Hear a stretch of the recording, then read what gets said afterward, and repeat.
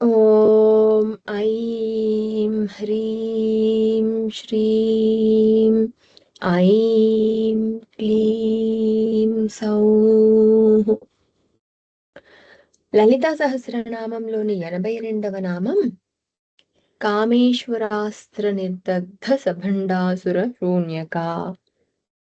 ఈ నామంతో అమ్మవారికి నమస్కరించేటప్పుడు ఓం కామేశ్వరాస్త్ర నిర్దగ్ధ సభండాసుర శూన్యకాయై నమః అని చెప్పాలి.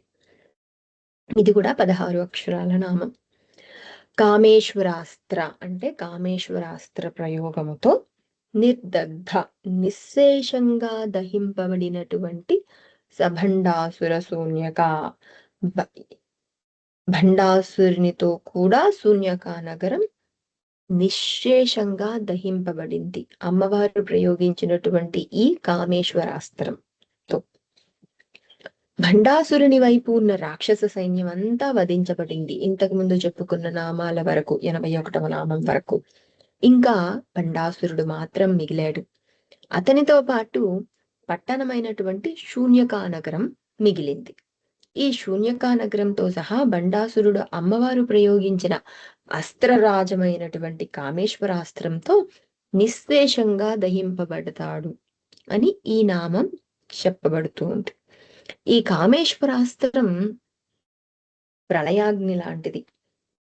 ఇంతకు ముందు చెప్పుకున్న విధంగా 81వ నామంలో మహాపాశుపతాస్త్రం, ఆటోబాంబ్, హైడ్రోజన్ లాంటివని చెప్తే ఇది ప్రళయాగ్ని లాంటిది కామేశ్వరాస్త్రం.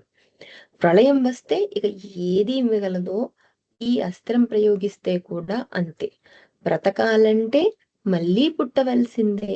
పుట్టగతులు లేకుండా చేసేదే ఈ కామేశ్వరాస్త్రం. మనలో అజ్ఞాన అసురీ భావాలకు మూల కారణమైన వాడే ఈ భండాసురుడు. అసలు ఉండకూడని దాన్ని తాత్కాలికంగా ఉన్నట్లు భ్రమింపచేసేవాడే ఈ భండాసురుడు.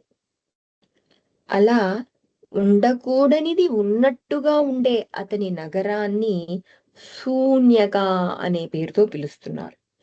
ఈ కామేశ్వరాస్త్ర ప్రయోగానికి సహేంద్ర తక్షకాయ స్వాహ అన్నట్లుగా, అంటే ఈ యొక్క ఉపమానం మహాభారతంలో ఉన్నటువంటి తక్షకుడు ఇంద్రుడితో సహా వచ్చి ఈ యాగంలో పడాలి అని జనమేజయుడు చేసినటువంటి ఆ సర్పయాగంలో బ్రాహ్మణులు పలికిన మాటని ఇక్కడ చెబుతూ ఉపమానంగా చెప్తూ ఉన్నారు. ఆ విధంగా ఏ విధంగా అయితే తక్షకుడు ఇంద్రుణ్ణి శరణి వేడితే ఇంద్రుడితో సహా వచ్చి తక్షకుడు యాగంలో పడాలని ఆ మంత్ర ఉచ్చారణ చేసి జరిగిందో అక్కడ, ఆ విధంగా శూన్యకా నగరంతో సహా కలిసి భండాసురుడు ఇక్కడ వధింపబడుతూ ఉన్నాడు అన్నట్లుగా అతని నగరం కూడా నామరూపాలు లేకుండా దహించుకుపోయింది ఈ కామేశ్వరాస్త్రం ప్రయోగించడం వల్ల. అంటే వాడి నగరం కామేశ్వరునిలోనికి లీనమైపోయారని అర్థం. ఈ అస్త్రం కామేశ్వరాస్త్రం. చీకటి పోవడం అంటే చీకటి వెలుగుగా మారడం అని అర్థం. సూర్యుని సన్నిధిలో చీకటి పటాపంచలై సూర్యుని వెలుగులోకి లీనమైపోతుంది కదా, అలాగే జ్ఞాన ప్రబోధం వలన తెలివికి మెలకువ వస్తే ఇంకా అజ్ఞానానికి తావు ఉండదు. అలాగే స్వచ్ఛమైన ప్రేమామృతంలో ద్వేషం లీనమైపోతుంది. ఇది ఈ నామాని యొక్క రహస్యార్థం. మొత్తం మీద ఈ నామానికి